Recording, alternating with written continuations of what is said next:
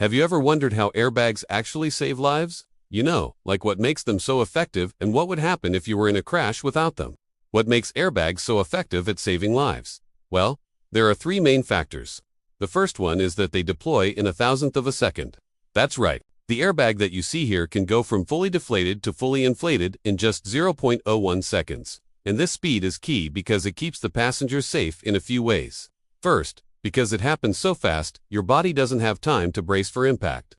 Meaning, your muscles and bones won't be strained or broken from trying to protect yourself. Second, the quick deployment means that the airbag will cushion the blow from any nearby objects before they can harm you. For example, if your car's dashboard is made of hard plastic, the airbag will absorb the energy of the collision before that plastic can do any damage. And third, because the airbag is a soft, squishy barrier between you and the world, it allows you to crumple up and be protected. Your body will absorb most of the impact energy harmlessly and be protected from anything hard in the car's interior. Now, you might be thinking about how the airbag knows when to deploy and how it knows how much force it needs to exert. Turns out, it doesn't really think at all. The decision to deploy and how much gas to fill the bag with is all handled by the vehicle's airbags control unit, otherwise known as the airbag ECU, and the way it figures out what to do is pretty simple. You see, attached to the vehicle's frame in various places are several sensors.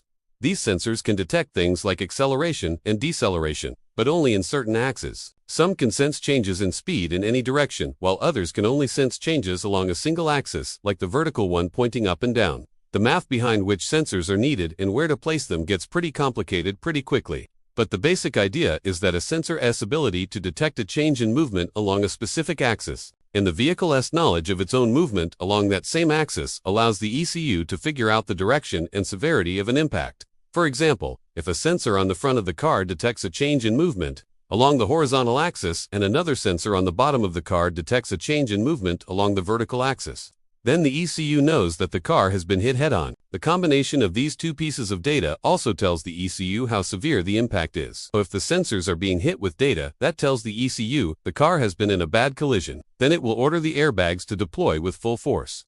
But if the sensors are only registering minor impacts, then the airbags will only partially inflate. The last thing we need to talk about is what actually fills the airbag with gas. As it turns out, the gas used in airbags isn't all that special. It's just cheap old nitrogen, the most common gas in our lower atmosphere. The reason it's in such short supply inside the vehicle is because the gas is stored under extremely high pressure, around 3000 S. When the ECU gives the order to deploy, a valve opens and releases the gas from the canister into the airbag, rapidly inflating it. Once the airbag has absorbed the brunt of the impact and the vehicle has begun to slow down, the gas inside the airbag condenses into a liquid, allowing the airbag to deflate naturally. As you can probably tell, airbags are an incredibly important piece of safety equipment in modern vehicles. In fact, they've saved countless lives and prevented countless more from being injured. And while they may not be as flashy as self-driving software or electric motors, they're just as important to the future of vehicles. You see, cars are getting safer all the time. Side impact airbags, knee airbags, and even seatbelts that tighten automatically are becoming more and more common, making crashes less severe and saving more lives than ever before. Speaking of safety, one of the best things you can do to stay safe on the road is to make sure that you, friends, and your family are all well versed in defensive driving techniques.